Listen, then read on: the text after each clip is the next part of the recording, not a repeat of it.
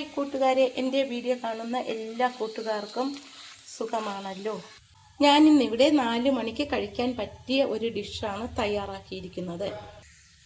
ഇത് കഴിക്കാൻ നല്ല ടേസ്റ്റാണ്. ഇത് എങ്ങനെ തയ്യാറാക്കണമെന്ന് നമുക്ക് നോക്കാം. ഒരു പാത്രത്തിലേക്ക് 1 കപ്പ് ഗോതമ്പ് പൊടി ഇട്ട് കൊടുക്കാം. ഗോതമ്പ് പൊടിക്ക് അളവൊന്നുമില്ല, എത്ര വേണമെങ്കിലും എടുക്കാം. ഇനി നമുക്ക് അതിലേക്ക് വെള്ളവും ഉപ്പും കൂടി ചേർത്ത് കുഴച്ചെടുക്കാം. ഉപ്പ് നീരാണ് ഞാൻ അതിലേക്ക് ഒഴിക്കുന്നത്.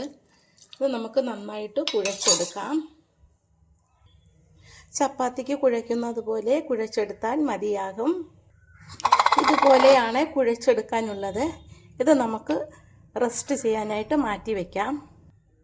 ഇനി നമുക്ക് എല്ലില്ലാത്ത ചിക്കൻ്റെ പീസ് എടുക്കാം. അതിലേക്ക് പാകത്തിന് ഉപ്പുപൊടി ചേർത്ത് കൊടുക്കാം.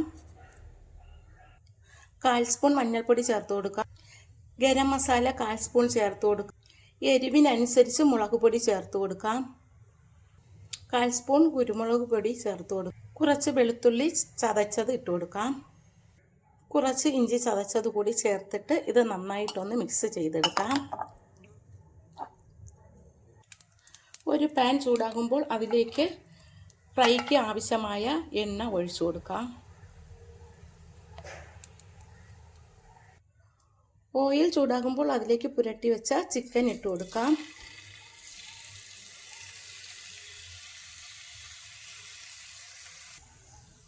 നൈസായിട്ടാണ് ഞാൻ ഈ ചിക്കൻ കട്ട് ചെയ്തെടുത്തത്. എല്ലാ ചിക്കനും അതിലേക്ക് ഇട്ട് കൊടുത്ത് നീളത്തിനാണ് അരിഞ്ഞെടുത്തത്. ഇതെല്ലാം ഒന്ന് മറിച്ചിട്ട് കൊടുക്കാം.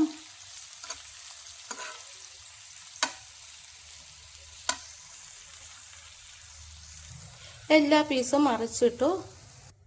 ഇതെല്ലാം ഒരു പാത്രത്തിലേക്ക് കോരി മാറ്റാം. അതേ എണ്ണയിലേക്ക് തന്നെ കുറച്ച് ഇഞ്ചി ചതച്ചത് ഇട്ട് കൊടുക്കാം. 2 അല്ലി വെളുത്തുള്ളി ചതച്ചതും ചേർത്ത് കൊടുക്കാം. ഇതൊന്ന് ഇളക്കി കൊടുക്കാം. ഇതിലേക്ക് ഒരു സവാള അരിഞ്ഞത് ചേർത്ത് കൊടുക്കാം.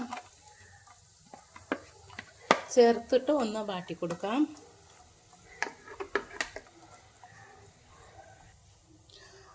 പകുതി ക്യാരറ്റ് അരിഞ്ഞത് ചേർത്ത് കൊടുക്കാം. ഒരു ഉരുളക്കിഴങ്ങ് അരിഞ്ഞത് ചേർത്ത് കൊടുക്കാം. ക്യാപ്സിക്കം പകുതി ചേർത്ത് കൊടുക്കാം. 2 പച്ചമുളക് അരിഞ്ഞത് ചേർത്ത് കൊടുക്കാം. പാകത്തിന് ഉപ്പുപൊടി കൂടി ചേർത്ത് കൊടുക്കാം. എന്നിട്ട് ഇതൊന്ന് ഇളക്കി കൊടുക്കാം. കുറച്ച് സമയം ഒന്ന് വഴറ്റി കൊടുക്കാം. വഴണ്ട് വരുന്നുണ്ട്. ഇതിലേക്ക് ഇനി 1/4 സ്പൂൺ മഞ്ഞൾപ്പൊടി ചേർത്ത് കൊടുക്കാം. 1/2 സ്പൂൺ മുളക് പൊടി ചേർക്കാം. 1/4 സ്പൂൺ കുരുമുളക് പൊടി, 1/4 സ്പൂൺ ഗരം മസാല, കുറച്ച് കറിവേപ്പില, കുറച്ച് മല്ലിയില, ഇത്രയും കൂടി ഇട്ടിട്ട് ഒന്ന് ഇളക്കി കൊടുക്കാം.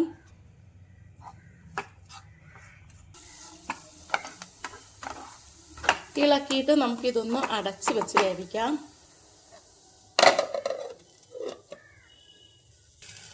നമുക്കിത് തുറന്നിട്ട് ഒന്നുകൂടി ഒന്ന് ഇളക്കി കൊടുക്കാം. ഇപ്പോൾ ഇത് നന്നായിട്ട് വെന്ത് വന്നു.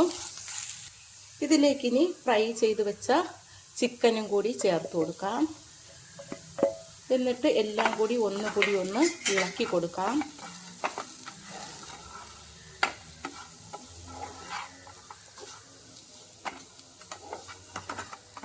ഇതിപ്പോൾ നന്നായി വെന്തു കിട്ടി. ഇനി നമുക്കിത് ഒന്ന് അടച്ച് വെച്ചിട്ട് തീ ഓഫ് ചെയ്ത് കൊടുക്കാം. മാറ്റി വെച്ച മാവ് നന്നായി വന്നിട്ടുണ്ട്. ഇനി നമുക്കിത് ചെറിയ ഉരുളകളാക്കി എടുക്കാം. ഇതുപോലെ ചെറിയ ഉരുളകളാക്കി എടുക്കണം. ഞാനിവിടെ മാവ് വച്ചിട്ടാണ് ഇത് പരത്തിയെടുക്കുന്നത്.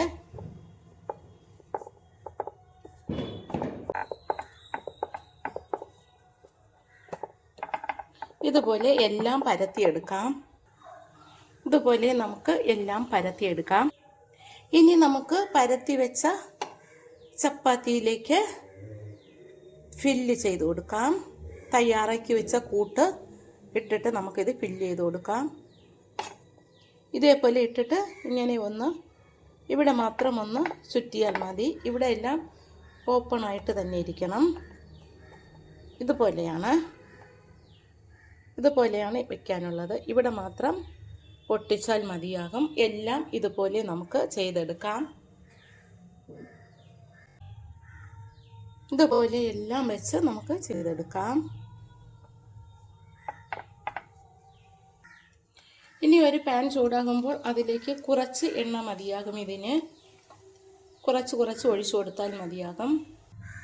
തയ്യാറാക്കി വെച്ചത് നമുക്ക് അതിലേക്ക് വെച്ചു കൊടുക്കാം. ഓരോന്നായിട്ടെടുത്തും വെച്ചു കൊടുക്കാം. 4 എണ്ണമാണ് ഞാൻ അതിലേക്ക് വെച്ചു കൊടുത്തത്. വച്ചിട്ട് ഇതൊന്ന് അടച്ചു വയ്ക്കാം. ഇനി നമുക്കിത് തുറന്നിട്ട് ഓരോന്നായിട്ടൊന്ന് മറിച്ച് ഇട്ട് കൊടുക്കാം.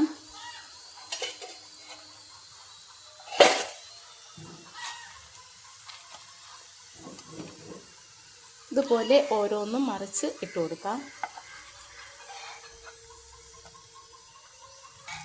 4 എണ്ണവും മറിച്ചിട്ടു. ഇതിന് ഓയിൽ വളരെ കുറച്ച് മതിയാകും. കുറച്ചുകൂടി ഒഴിച്ചു കൊടുക്കാം.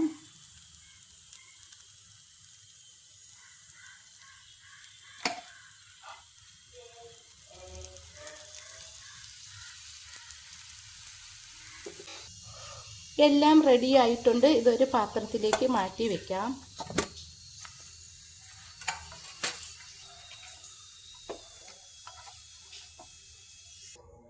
ബാക്കിയും നമുക്ക് അതുപോലെ വെച്ചിട്ട് ചുട്ടെടുക്കാം. ഞാൻ തയ്യാറാക്കിയ ഈ ഡിഷ് ഇഷ്ടമായെങ്കിൽ ആദ്യമായി കാണുന്നവരെല്ലാം എൻ്റെ ചാനൽ സബ്സ്ക്രൈബ് ചെയ്യണം, സപ്പോർട്ട് ചെയ്യണം. Thank you.